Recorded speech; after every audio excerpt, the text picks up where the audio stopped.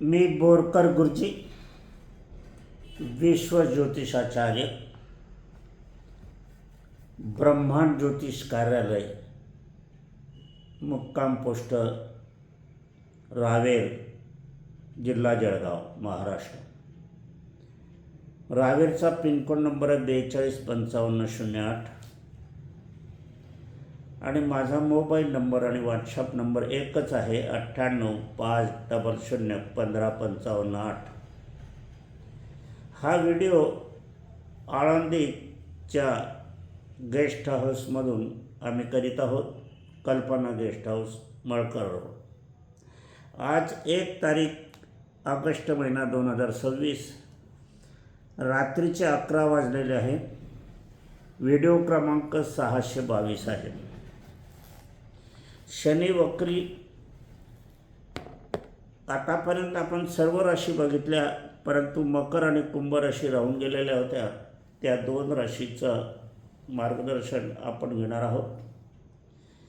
तत्पूर्वी माझी पत्नी स्वर्गीय सौ निर्मलाबाई बोरकर यांना अभिवादन करूया आणि आजच्या कार्याला सुरुवात करूया.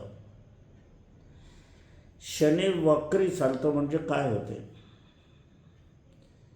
शनी किंवा सर्व ग्रह जेव्हा वक्री होतात तेव्हा मागे चालतात, जेव्हा मार्गी होतात तेव्हा पुढे चालतात आणि ज्या वेळेला स्तंभी होतात त्यावेळेलाच थांबतात. आता ह्या तिघही अवस्थेमध्ये प्रत्येक राशीवर वेगवेगळे परिणाम होतात. वक्री चालणं म्हणजे काय? गाडी तुमची रिव्हर्समध्ये जाते. 4 व्हीलर गाडी, 2 व्हीलर गाडी, अन्य गाडी. तुम्हीही रिव्हर्समध्ये मागे चालतात त्यावेळेला असुरक्षित असतात. धोका होण्याचा संभावना असते, अपघात होण्याची, लहान मोठी जखम लागण्याची संभावना असते. कारण वक्री या शब्दाचाच अर्थ आपल्याला कळतो की अशुभ, समस्याग्रस्त, दुःख, परेशानी, कष्ट, हानी, दुर्घटना, मृत्यूसुद्धा. तर अशा ह्या शनी वक्री असताना 26 जुलै ते 10 डिसेंबरचा काळ आहे. हा 138 दिवसांचा काळ आहे. फार मोठा काळ आहे. 138 दिवसांची भविष्यवाणी आपण मार्गदर्शन करणार आहोत. आपण केलेलं आहे. फक्त मकर राशी आणि वृश्चिक राशी राहून गेलेली आहेत. या 2 राशीविषयी आपण करणार आहोत. सर्व ग्रहांचे परिणाम होत असतात, परंतु शनी ग्रहाचे परिणाम हे जलद किंवा स्थिर किंवा दीर्घकालीन होत असतात. शनी ग्रहाचे परिणाम प्रत्येक राशीवर, निसर्गावर, जनावर, पशुवर, मानवावर, प्रत्येकावर, स्त्री पुरुषावर सुद्धा होतात. अनेकांचा असा गैरसमज आहे की वयाच्या 12 वर्षापावतर शनी हा मुलींना त्रास देत ठरत नाही. ही कल्पना आहे, मनातून तुम्ही काढून टाका. पहिल्या दिवसापासून जन्मणारं बालक, पुरुष असो या स्त्री असो, कन्या असो का बालक असो, कुंडली काढली तर शनी हा लिहावाच लागेल. जन्मजात शनी जर असला तर अत्यंत घातक परिणाम जीवन आयुष्यभर आणि जीवन पश्चातही होतात. काहींच्या नशिबामध्ये म्हणा ते कर्माच्या नुसार म्हणा, जन्म झाल्यानंतर 7.5 लागते. जन्म झाल्यानंतर ती 7.5 लागते. तिचे परिणाम तर होतातच, परंतु जन्माच्या अगोदर मातेच्या गर्भात जी 7.5 लागते ती अत्यंत शोचनीय असते. विचार करावा लागतो अशा राशीचा, अशा बालकीचा मुलींचा, मुलांचा गर्भात असताना 7.5 मनुष्याचा जीवनकाळ 9 महिने 9 दिवस गर्भात, परंतु 7.5 एका राशीमध्ये 2.5 वर्ष बसते.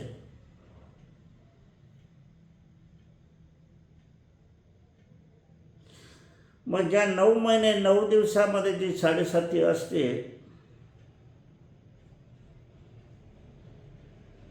ती जन्माच्या पूर्वीपासून, म्हणजे पोटात असलेला उदरात जन्म घेतला त्याच्या अगोदरपासून 7.5 असते. हे गणित बघायला जाणकार ज्योतिषाचीच आवश्यकता असते. माझ्या अनुभवानुसार जन्माच्या वेळेला, जन्मापूर्वी, गर्भात असताना किंवा गर्भात येण्यापूर्वी सुद्धा, गर्भात येण्यापूर्वी आणि गर्भात असताना आणि गर्भानंतर या तिघही 7.5मध्ये फरक आहे. जी गर्भात असते, गर्भपूर्व असते, याचे परिणाम त्रासदायक होतात. गर्भानंतर जी 7.5 असते त्याचे परिणाम हे मनुष्याला जशी 7.5 वर्ष येते त्याचप्रमाणे असते. परंतु जन्माच्या वेळेला जी परिस्थिती असते, बालपणाच्या वयात, त्याचे परिणाम जीवन आयुष्यावर फारच कठीण अवस्थेत होतात. म्हणूनही जन्माच्या 7.5 जन्मपूर्व, गर्भात येण्यापूर्वी, गर्भात असताना आणि गर्भातून डिलिव्हरीच्या नंतर जी 7.5 असते त्याचा शनी शमन विधी 60 महिन्याचा करून घ्यावा लागतो. 60 महिन्याचा हा असत असताना काही 12 पंचे 60 5 वर्ष आणि काही 6 वर्ष बारसक 6 वर्ष आपल्याला करावा लागतो, 72 महिने. आणि हा करणं अत्यंत आवश्यक असते. परंतु याच्यासाठी आपल्याला जन्मकुंडली तयार करून घेणे आवश्यक आहे. त्या मार्गामध्ये किती अंशाचा, कुठून आला आहे, कुठे जाणार आहे, कुठे थांबणार आहे, शनी वक्री कधी होणार आहे, अस्त कधी होणार आहे हे बघायला हवं. त्यानुसार गणित करून किती दिवसाची उपासना हे आपल्याला ठरवावं लागते. जन्मकुंडलीमध्ये जे काही अशुभत्व आहे ते तात्कालिक 12 दिवसाच्या आत शुभत्व द्यावं. आता ह्या 6 महिन्याची काही उपासना असते, काही 5 वर्षाची, 6 वर्षाची असते. मग 12 दिवसाच्या आत कशी उपासना होईल हा एक प्रश्न आहे. तर उपासना सुरू झाली आणि नंतर ती 5-6 वर्ष चालू राहिली तरी चालते. कारण तुम्ही जी उपासनेची सुरुवात केली आहे ती नाव ठेवण्याच्या अगोदर केलेली आहे. म्हणजे नंतर तुम्ही नाव ठेवणार आहात, म्हणजे त्या नावामध्ये 7.5चं अशुभत्व येत नाही. एकदा तुमचा बारसं झालं, नाव ठेवलं आणि नंतर तुम्ही 7.5 शनी शमन विधी केला तर तो त्या नावात येईल आणि तो आयुष्यभर चालेल. असं शनी वक्री ज्या वेळेला आता 26 जुलै आणि ते 10 डिसेंबर पावेतो आहे, तर वृश्चिक राशीविषयी आपण घेणार आहोत. तो 5वा शनी यांना आहे. 5वा शनी हा कुंडलीमध्ये 5वं स्थान राजवैभवाचं स्थान असते, राजवैभव मिळवून देणारं असते. 5वं स्थान संततीचं असते, 5वं स्थान शिक्षणाचं सुद्धा असते. आणि याच्यात असलेला शनी हा विद्यार्थी वर्गात त्रासदायक ठरेल, गर्भिणी माता भगिनींना त्रासदायक ठरेल, राजयोग भाग्ययोगाचा अडथळा आणणारा कारक ठरेल. हे आपण शनीचं पाहत असले तरी इतरत्र ग्रहाचा परिणामसुद्धा आपल्याला पाहायला हवे. तर गर्भिणी जे माता पिताच्या योगामध्ये संतती निर्माण आणि ज्या भगिनीला सर्वसाधारणपणे सिझेरियनचा सल्ला दिला जाईल, परंतु इतर दवाखान्यामध्ये तपासून सरकारी दवाखान्यात त्यांचा निर्णय घेऊन मगच आपण निर्णय घ्यावा. विद्यार्थी वर्गाला त्यांच्या कार्यात अडथळे येते. तुम्ही टेस्ट ट्यूब बेबी करत असाल त्याच्यातही अडथळा येण्याचे योग आहे.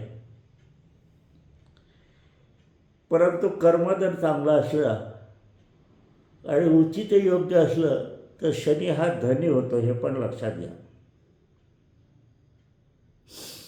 राजयोग होण्याचे योग असत असताना या ठिकाणी 7.5 म्हणून 7.5चा शमन विधी अत्यंत आवश्यक आहे. वृश्चिक राशींना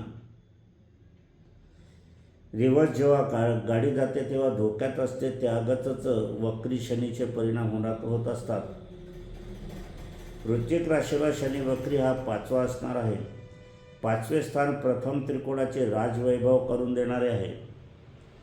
कर्म उत्तम असेल तर आपणास भाग्योदय झालाच म्हणून समजा, आणि भाग्योदय झाला नाही तर समजा आपले कर्म कुठेतरी चुकलेले आहे. गंगेजवळ जाल पण गंगा स्नानाचे पुण्य वृश्चिक राशीला प्राप्त होणार नाही असं दिसते.